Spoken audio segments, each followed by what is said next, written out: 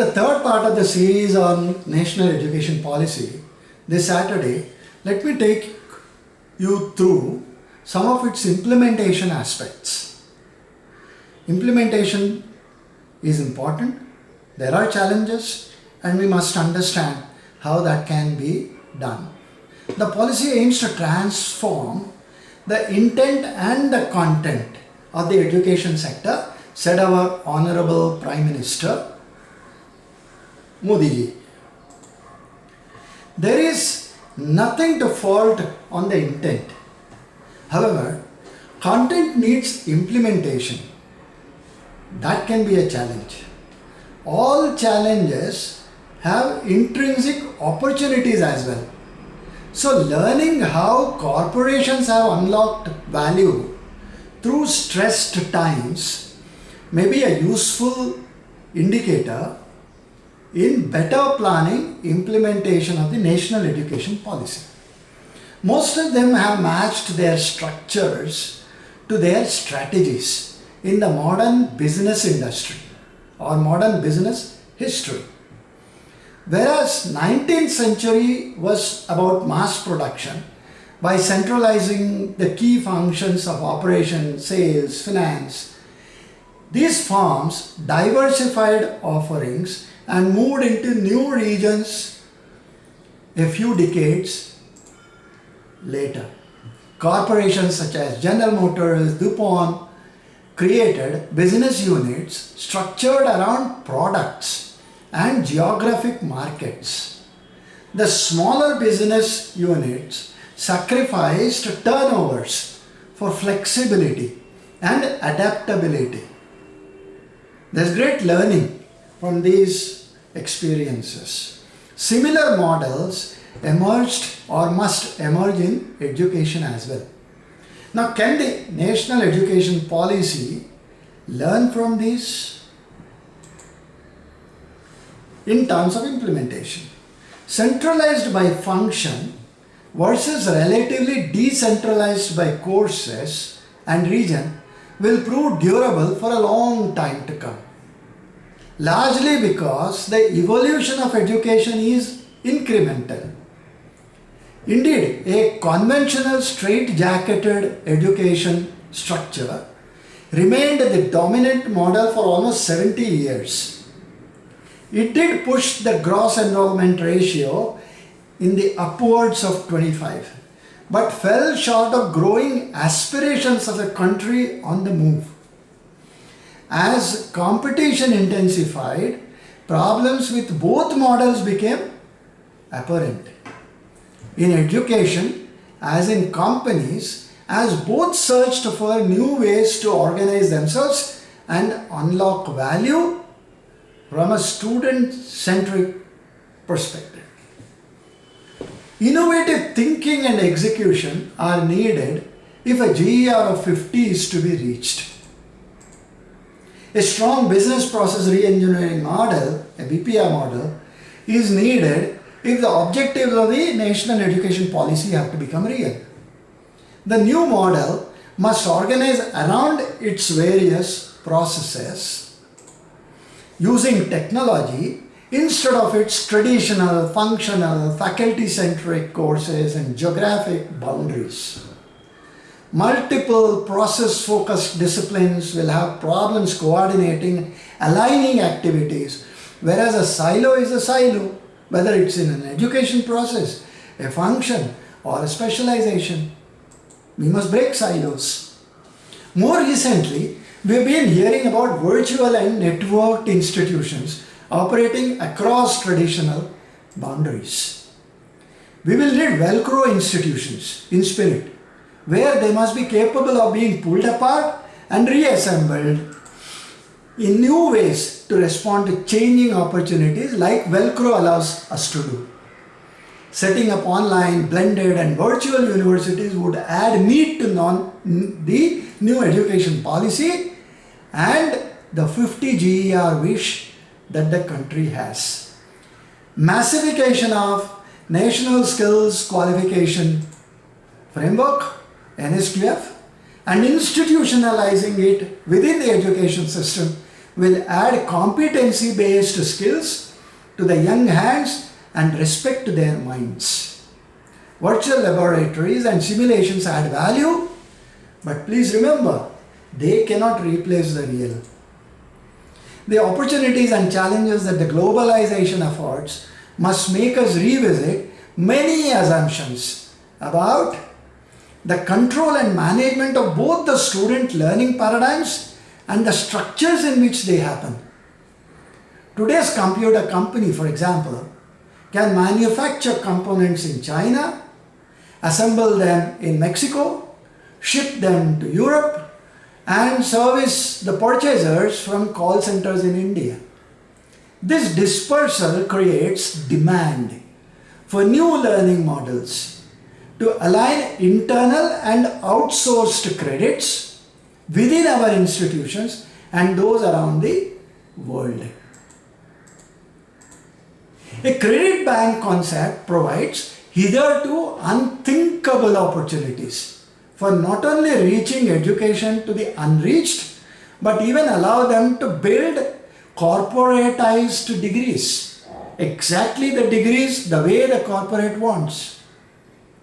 Imagine a complete personalized learning pursuit, a physics course from Punjab University, mathematics course from TIFR, chemistry from Indian Institute of Science, an astronomy course from Aryabhatta Research Institute of Observational Sciences, and of course an artificial intelligence from IIT Hyderabad leading to a career in astrophysics.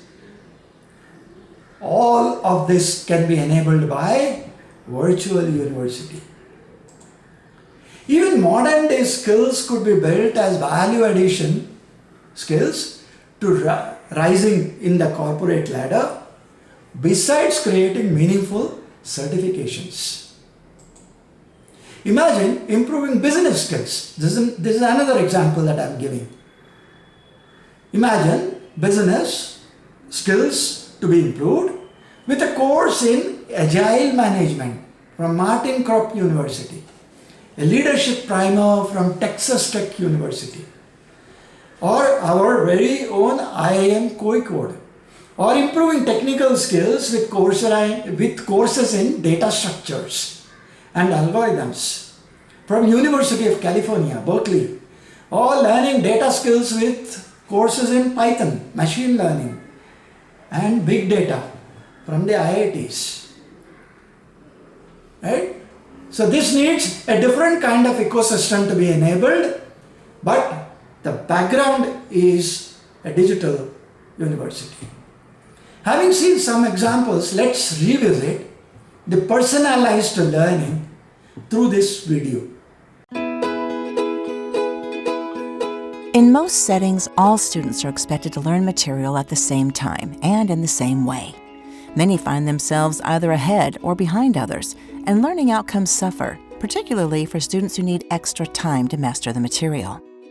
Flipped courses, competency-based education, and online and hybrid classes are changing the way we think about learning.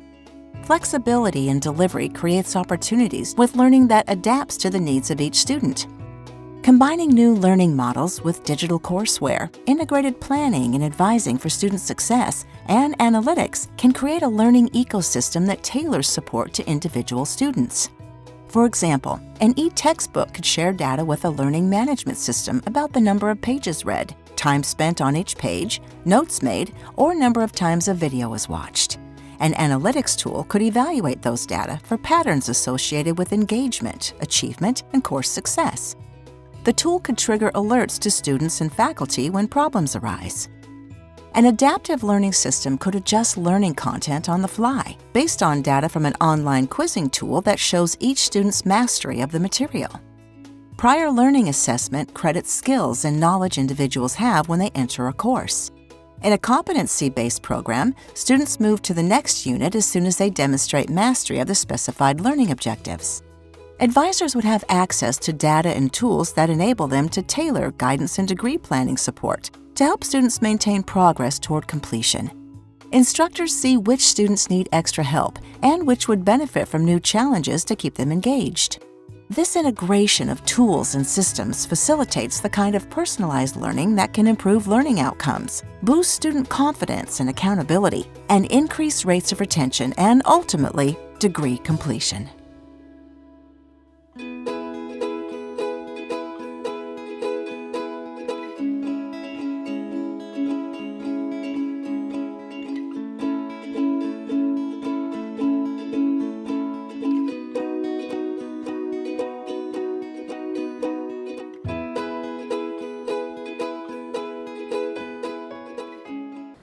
The implementation strategy is to provide a virtual university environment where all the universities in India become collaborators, creating their own or sourcing content from third-party vendors like Coursera, edX, Udemy, or similar other providers. Like our Honorable Prime Minister said, the national education policy can ensure that the students become global citizens while remaining connected to their roots. Extremely important. The focus is integrating local with global. This will even make the youth future ready while focusing on the national goals. The new 3+2+3+4 school curriculum with 12 years of schooling replacing the existing 10+2+3 to graduation can shift the burden of the school bag to the boon of learning. However, this necessitates a change in curriculum outcomes, shifting the focus from what to think to how to think. Traditional learning must transform from memory skills to thinking skills. Experiential learning and flipped classroom models must be seamlessly built into the curriculum. Speaking about schools, it's imperative to convert all our primary schools to secondary level and improve their infrastructure so that the secondary GER, secondary education GER also goes up. Examination systems must transform from end semester or year-end examinations to continuous evaluation. There's a lot of value in continuous evaluation rather than conducting one-time examination at the end of the term or the year. National education policy envisages empowerment of higher education institutions through autonomy. Today, the institutions have to work under a multitude of regulations and regulators, and they have virtually no autonomy. That both will give way to a single agency may be welcome, though the individual needs of technical education and others must not be sacrificed at the altar. Technical education has grown massively in the last 2 decades. However, autonomy to decide the admission procedure, fee structure and curriculum must not promote commercialization. Is complete autonomy a myth? If the Vice Chancellor is a towering personality and a leader par excellence, he creates his own space and leads from the front, and then autonomy thrives. Even the faculty will need to be trained differently and calls for new age skills training. But is it really feasible to provide autonomy to say 500 institutions in each of the state and ensure a standard of do's and don'ts? Their performance must strictly be subject to quality assurance. The current provision of a university alone conferring a degree or a diploma must be modified to include all the autonomous colleges to do the honors. Our universities must be modeled on Max Planck for basic research and Fraunhofer Wissenschaft institutions for applied research, with a focus on productization, like I said in one of my earlier videos. The focus must shift from merely publishing papers. That alone can make startup and make in India flourish, their initiatives flourish, come alive with new markets and employment opportunities. The future universities must be places which coexist with the industry and become large multi-product, multi-process, multifunctional businesses. Industry too must be allowed to set up institutions under Section 25. Apart from a share in the gross domestic product, they would share a perspective which is extremely important. They must collaborate on projects that solve real world problems. And the NEP can make us Atmanirbhar, truly Atmanirbhar, provided we let it do it. Friends, that's all for this Saturday. The next week, I will dwell on the virtualization of education and essential part of reaching out to all in the country in the part 4 of my analysis of the national education policy.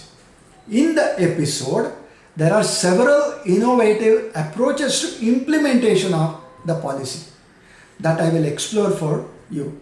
Till the next week, thank you, dhanyavad and namaskar.